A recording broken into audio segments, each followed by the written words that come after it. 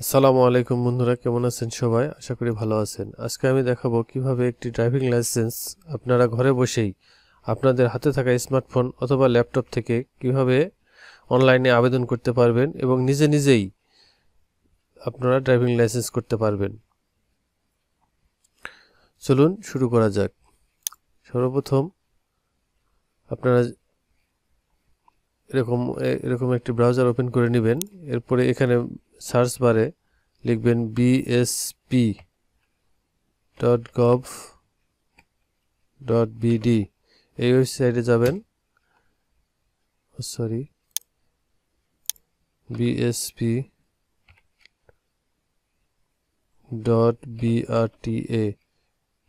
লিখে এন্টার দিবেন, তাহলে এই ওয়েবসাইটটি চলে আসবে আপনাদের সামনে। bsp.brta.gov.bd এখানে প্রবেশ করবেন। এখানে প্রবেশ করলে আপনাদের এরকম একটি উইন্ডো আসবে। এখানে দেখবেন যে এই পাশে নিবন্ধন লেখা আছে। আপনারা এখান থেকে প্রথমে নিবন্ধন করে নিতে পারবেন। এবং এখানে একটি গুরুত্বপূর্ণ বিষয় হলো, দেখুন এখানে লেখা আছে মোবাইল নাম্বারটি অবশ্যই প্রদত্ত জাতীয় পরিচয়পত্র নম্বর দিয়ে রেজিস্টার হতে হবে।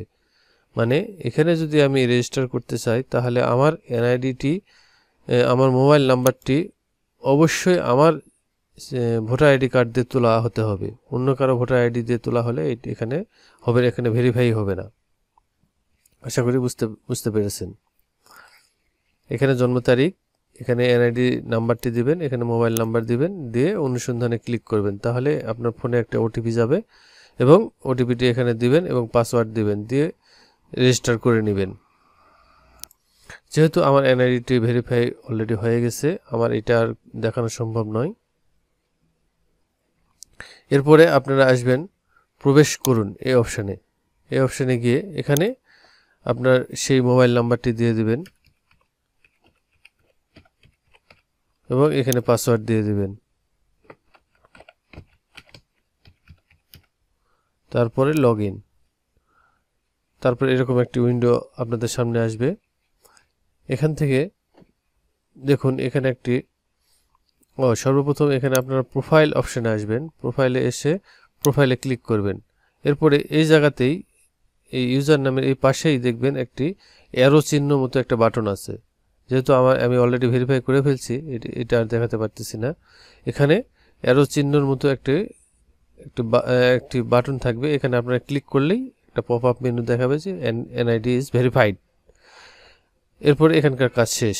তারপরে এরকম শো করবে আপনাদের। এরপরে আসবেন আপনারা ড্রাইভিং লাইসেন্স এই অপশানে এসে প্রথমেই দেখবেন ড্রাইভিং লাইসেন্সের আবেদন। এখানে ক্লিক করবেন, এগুলো সব পড়ে নেবেন।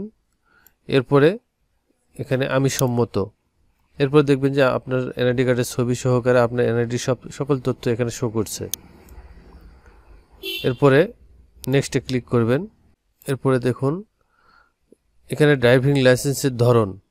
এখানে আপনারা যদি প্রফেশনাল হয়ে থাকেন, যেমন আপনারা পেশাদার ড্রাইভার যদি হয়ে থাকেন, তাহলে এখানে প্রফেশনাল সিলেক্ট করবেন। আর যারা ব্যক্তিগত গাড়ি চালান, যেমন মোটরসাইকেল এবং প্রাইভেট কার, তারা এটা সিলেক্ট করবেন নন প্রফেশনাল। যেহেতু আমি ব্যবসায়িক উদ্দেশ্যে এটা করতেছি না, আমার নিজস্ব মোটরসাইকেল আছে, এই জন্য আমি এটা করতেছি। তাহলে এখানে নন প্রফেশনাল সিলেক্ট করব। এখানে নন প্রফেশনাল সিলেক্ট করার পরে দেখুন দুইটা অপশান ওপেন হবে। এখানে প্রথমে আছে মোটরসাইকেল এবং লাইট। মোটরসাইকেল শুধুমাত্র 2 চাকার জন্য, আর এটা লাইট মানে 4 চাকা, আপনাদের প্রাইভেট কার, ছোট পিক আপ, এগুলোর জন্য লাইট। তা আমি দুইটাই সিলেক্ট করে দিলাম। এরপরে নেক্সটে ক্লিক করার পরে এখানে আমার সকল পিতার নাম, মাতার নাম এবং স্ত্রীর নাম এগুলো দিতে হবে। ঠিক আপনাদের সার্টিফিকেট অনুযায়ী, যাদের সার্টিফিকেট নাই তারা একটা বাবা মার এনআইডি অনুযায়ী দিয়ে দিবেন, তাহলেই হবে। এখানে স্ত্রীর নাম দিতেও পারেন, নাও দিতে পারেন। আপনাদের এনআইডি কার্ডে যদি রক্তের গ্রুপ দেওয়া থাকে তাহলে এখানে অটোমেটিকলি শো করবে। এখানে শিক্ষাগত যোগ্যতা দিয়ে দিবেন। এরপরে এখানে পেশা দিয়ে দিবেন। আপনি ফার্মার হলে ফার্মার, ড্রাইভার হলে ড্রাইভার, প্রাইভেট সার্ভিস হলে প্রাইভেট সার্ভিস, গভর্নমেন্ট সার্ভিস হলে গভর্নমেন্ট সার্ভিস, সব অপশানই এখানে পাবেন। তো আমি এখানে দিয়ে দিচ্ছি প্রাইভেট সার্ভিস। এরপরে বৈবাহিক অবস্থা দিয়ে দিলাম। দিয়ে দেওয়ার পরে এখানকার কাজ শেষ। এরপরে নেক্সটে ক্লিক করলাম। এরপরে জরুরি যোগাযোগের জন্য একজনের নাম দিতে হবে। দিয়ে দিলাম আমার বন্ধুর নাম, সম্পর্ক দিয়ে দিলাম ফ্রেন্ড, এবং একটি মোবাইল নাম্বার দিয়ে দিলাম। এরপরে দেখুন এখানে আমার এনআইডি কার্ডে যে ঠিকানাটা দেওয়া আছে এখানে শো করছে। তো এখানে যেটা শো করছে ঠিক তা ট্রান্সলেট করে এদিকে দিতে হবে। আমি দিয়ে দিচ্ছি।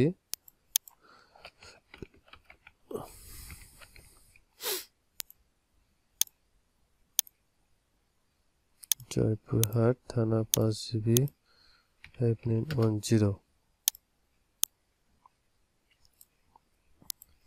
এরপরে হোল্ডিং নাম্বার,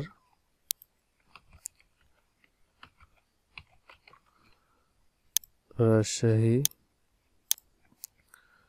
জয়পুরহাট,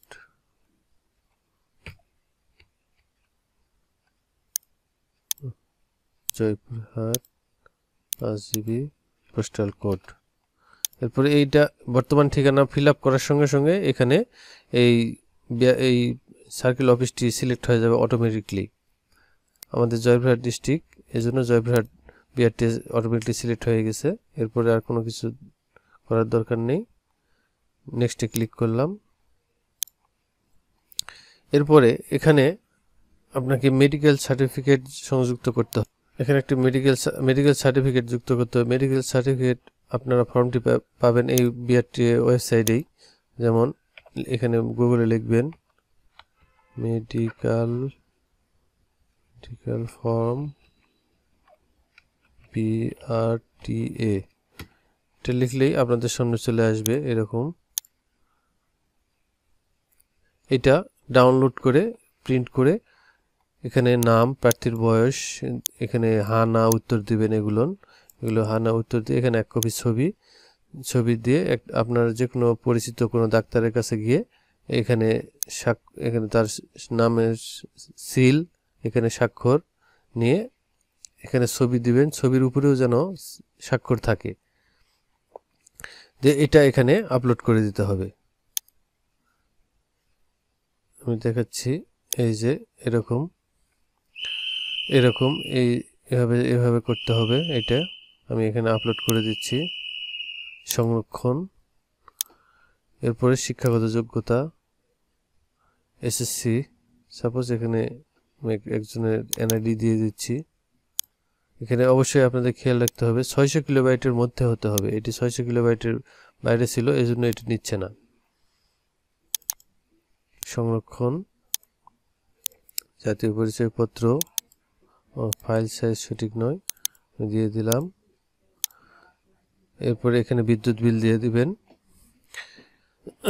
দেওয়ার পরে এখানে ঠিকানার ধরন এখানে আসে সিলেক্ট করবেন, যে পার্মানেন্ট অ্যাড্রেসে স্মার্ট কার্ডটি নেবেন না এটা প্রেজেন্ট অ্যাড্রেসে নেবেন। আমি পার্মানেন্ট অ্যাড্রেসে নিব।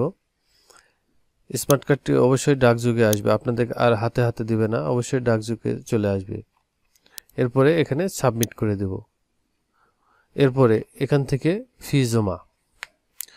এখানে একটু কথা বলে রাখি, এখানে এখন আমার এখানে বাজে 11টা 40। এটা অবশ্যই রাত 10টার মধ্যে এটা জমা দিতে হয়। যেমন এখন দিলে আর নিবে না। ব্যাংকিং আওয়ার ক্লোজ, দেখুন এখানে লেখাই আছে পেমেন্ট 6টা থেকে রাত 10টা পর্যন্ত করা যাবে। অথবা এটা পেমেন্টটা খুব ইজি বিষয়, আপনারা আশা করি আপনারা সকলে করতে পারবেন।